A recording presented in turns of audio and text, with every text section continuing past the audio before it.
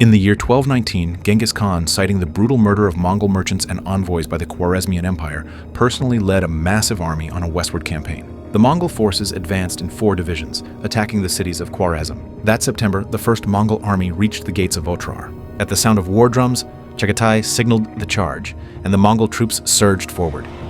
Prisoners and captives were forced to the front lines to absorb the first wave of attacks, while catapults in the rear launched a relentless barrage against the city walls. The Mongols also deployed giant crossbows and siege towers, filling the battlefield with thick black smoke. At that time, no city in Central Asia could withstand such an onslaught. Yet, even this formidable army was plagued by an invisible enemy, plague. Along the march, Mongol soldiers fell from their horses one after another. Even the Khan's personal bodyguard commander collapsed and died. As Genghis Khan approached the fallen commander, his advisor Yelu Chukai pulled him back, fearing the Khan might contract the disease. The death of his bodyguard commander marked the first time Genghis Khan felt the looming specter of death. On Yelu Chukai's advice, Genghis Khan learned of a Taoist master in the land of Qi and Lu, known as Master Chu Chuji. Rumor had it that Master Q had lived for 300 years and possessed profound knowledge of life and death. Determined to ease his anxieties, Genghis Khan dispatched his trusted guard, Liu Zhonglu, to Shandong to invite Master Chu to his court. Armed with a golden tiger head tablet, a symbol of the Khan's authority, Liu Zhonglu traveled day and night for 9 months until he finally reached Mount Kunyu in Wending, Shandong. To his surprise, he found Master Chu tending to a vegetable garden, appearing no different from an ordinary farmer. After confirming his identity, Liu Zhonglu dismounted and bowed respectfully. He explained his mission and read the Khan's decree, but Master Q did not immediately agree. Instead, he claimed he would follow the will of heaven. Wending was suffering from a once-in-a-century drought, and Master Q declared that if heaven sent rain to save the people, he would go to meet Genghis Khan. Liu Zhonglu found himself in a difficult position. After all, he had come to seek Master Q's help, not to force him. Meanwhile, both the Jin and Song dynasties had also sent envoys to invite Master Chu. Realizing that coercion would not work, Liu Zhonglu adopted a gentler approach. As Liu Zhonglu and Master Chu Chuji drank and chatted leisurely in the mountains, a sudden tiger's roar echoed nearby. Liu Zhonglu instantly tensed, his senses sharpened by the unexpected sound.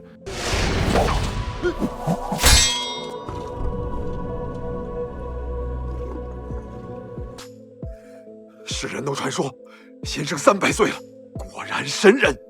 贫道久居此山，天天和虎狼为伴，无猎兽之心。虎无所用其爪，不足为奇。 This only deepened his admiration for Master Q. Days passed without rain, and Liu Zhonglu grew increasingly anxious. He even considered forcibly taking Master Q away. However, the people of Wending blocked his path. Just as Liu Zhonglu drew his sword to threaten the crowd, a single raindrop fell onto his blade. The clear sky darkened with clouds, thunder roared, and lightning flashed. Master Q had finally brought the rain. A drop of crimson, blood-like water fell from the sky into Master Q's palm.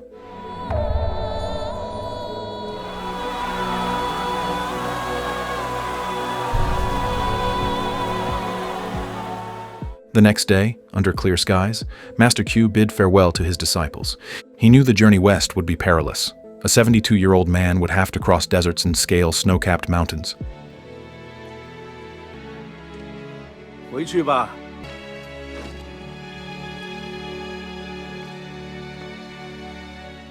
After bowing to the people of Wending, his caravan encountered a man blocking the road.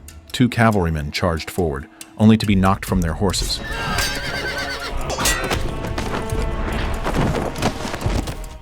Liu Zhonglu himself engaged the man, and the two fought fiercely.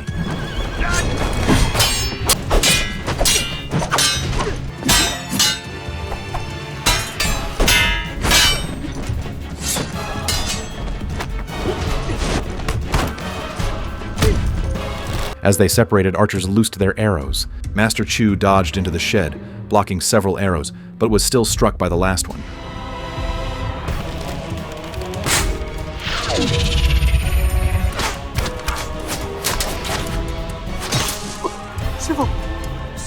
The man was Zhao Dawan, a disciple of Master Q. Fearful that his master might not survive a year on the road, he had prepared a coffin for the journey, just in case. The disciple explained that if Master Chu Chuji had not taken him along, the coffin would have been meant for himself. And so, Master Chu set off with his disciple by his side. The group arrived at Yahu Ridge, a necessary stop on the journey to the western regions, and took lodging at an inn. When the innkeeper's wife heard in the kitchen that Master Chu Chuji had arrived, her face lit up with a smile. Zhao Dawan, puzzled, asked the inn's servant how she knew their guest was Master Q. The innkeeper's wife emerged and explained that she had told him herself. She also knew that Genghis Khan had summoned Master Q and that Yahu Ridge was an unavoidable stop on the journey. After sunset, the inn was still lively, with guests drinking and chatting. Outside, however, a band of armed bandits silently closed in. From the window, Master Chu saw the innkeeper's wife, dressed simply and carrying a lamp, ascend to the second floor. She gently pushed open the door to find Zhao Dawan, who was just preparing to sleep. 你来干什么？是来陪你的。有什么事儿你就直说吧。大人倒是看破红尘的，师傅早就看出来你是个风尘女子。 Upon questioning, Zhao Dawan learned that the innkeeper's wife's husband was trapped in Genghis Khan's army. When she heard that Genghis Khan had summoned Master Q, she decided she would join them on their journey. Her husband had sent back half a finger, a sign that his life hung by a thread. Suddenly, shouts erupted from below as bandits launched a night raid. A group of outlaws rushed down from the hillside. Zhao Dawan joined the effort to protect his master, but as a man of the Tao, he could not take a life.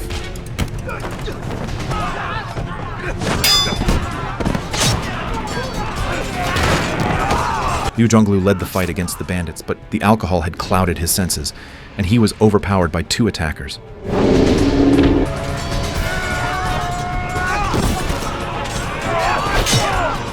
Seeing that his master slept peacefully, Zhao Dawan silently stood guard at the door.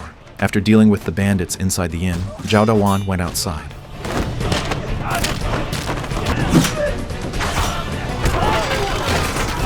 He saw Liu Zhonglu raising his sword to kill a man and stepped forward to stop him, grasping the blade. Liu Zhonglu was caught off guard and ambushed. The panicked innkeeper's wife came downstairs just in time to encounter the bandit leader. Struck by her beauty, the bandit openly declared his intention to take her as his own.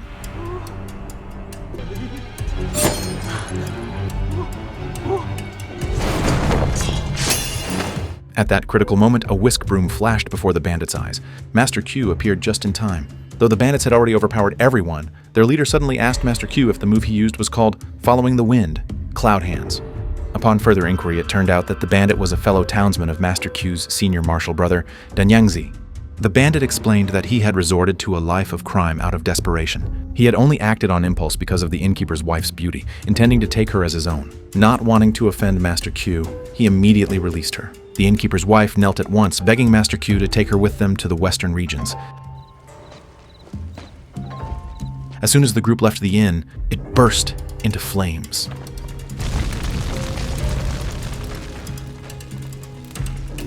Crossing high mountains and traversing the Gobi Desert, their mode of travel shifted from horses to camels. Along the way, they passed a city where the people had been massacred by the Mongol army.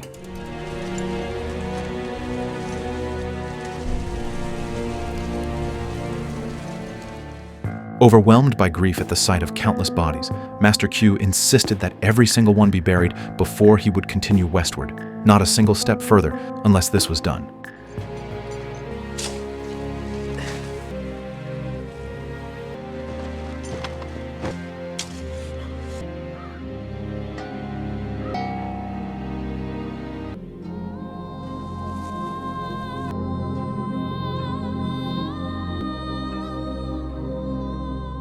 During the ritual, Chu Chuji suddenly fainted.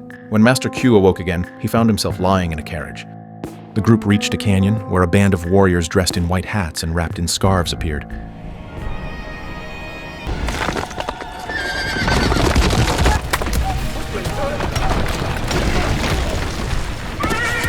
Clearly, they were from a people ravaged by the Mongol cavalry. Without a word, both sides drew their weapons. The enemy was well prepared and outnumbered them.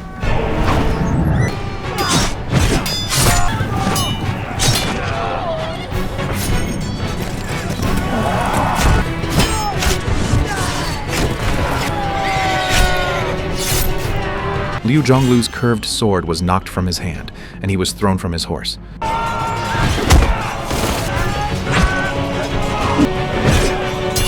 Zhao Zhao Dawan rushed to help.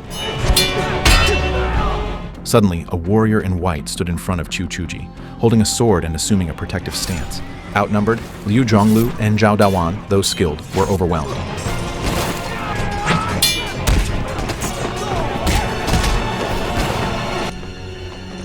The two were soon surrounded. At that critical moment, a Mongol battalion sent by Genghis Khan arrived in the canyon.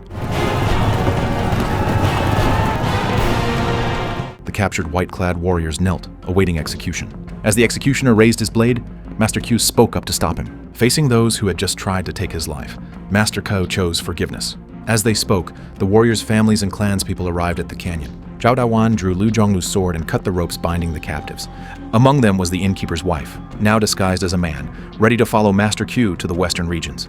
Near the snowy mountains, the land was filled with starving refugees. Master Qiu, though hungry himself, gave away his food to them, eventually collapsing from exhaustion. The innkeeper's wife and Zhao Dawan went into the mountains to find medicine and discovered a rare snow lotus. Just as they rejoiced at the chance to save Master Qiu, the vines beneath their feet gave way, and they tumbled into a deep pit. The innkeeper's wife survived, but Zhao Dawan lay dying. With his last breath, he gave her 2 elixir pills, telling her they were what Genghis Khan sought. A young life lost before an elder's eyes, Zhao Dawan was laid to rest in the coffin originally prepared for Master Qiu. After 2.5 years, Liu Zhonglu finally escorted Master Qiu safely to the Mongol camp. Genghis Khan welcomed the arrival of the revered Master Qiu with the grandest ceremony.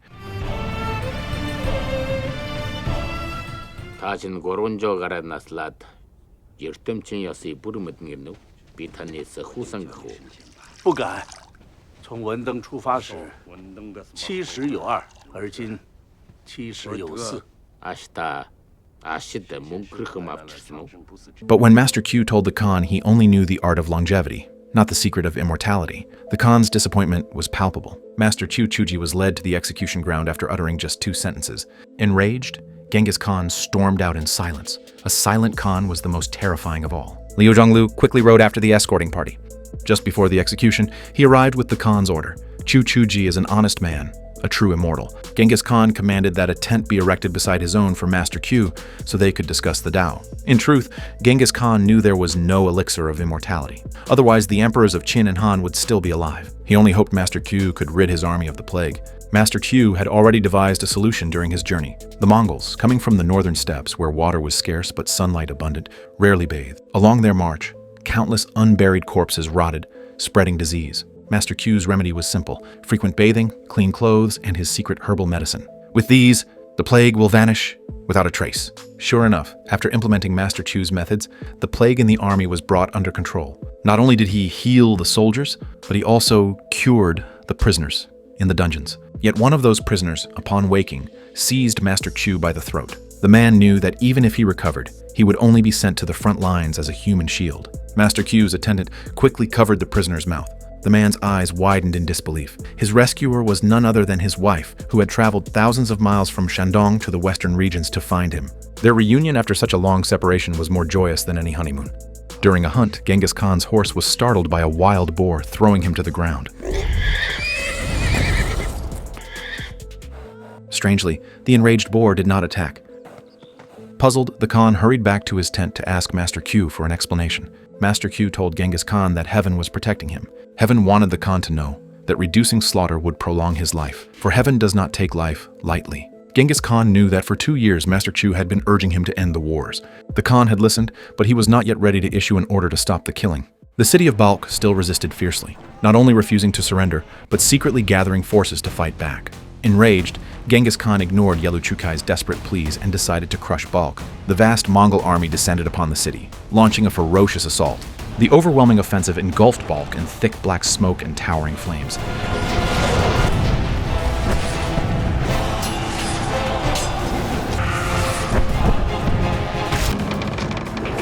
Just as the city was about to fall, Genghis Khan's grandson, Mutujian, was struck by an arrow.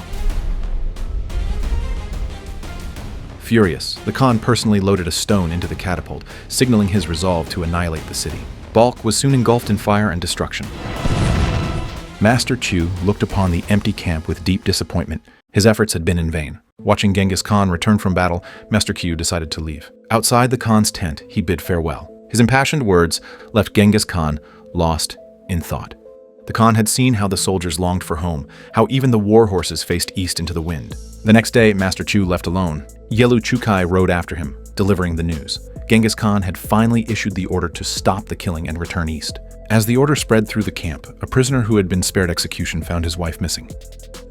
He suddenly remembered her words from the night before. She had given him 2 elixir pills and told him to wait for her in the afterlife.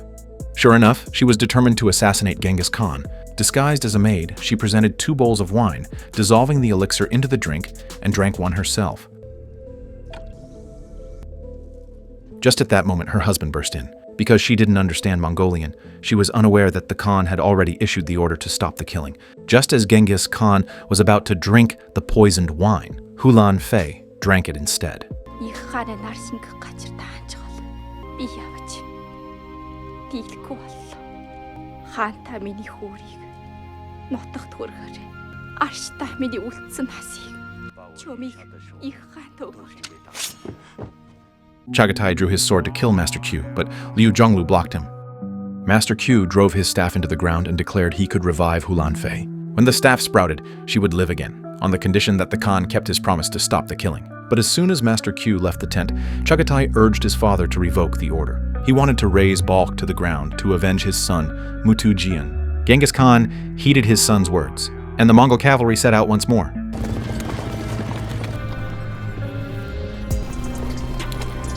Yet just as the army marched a short distance, the staff began to sprout. The elixir's poison had not reached the heart, and with Master Q's treatment, both women survived.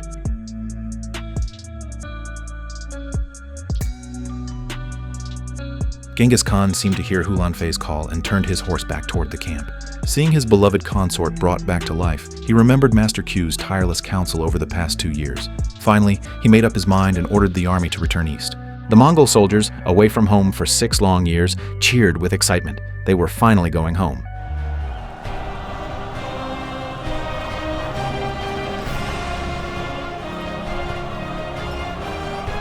Master Q, however, chose to slip away quietly as the army began its journey back.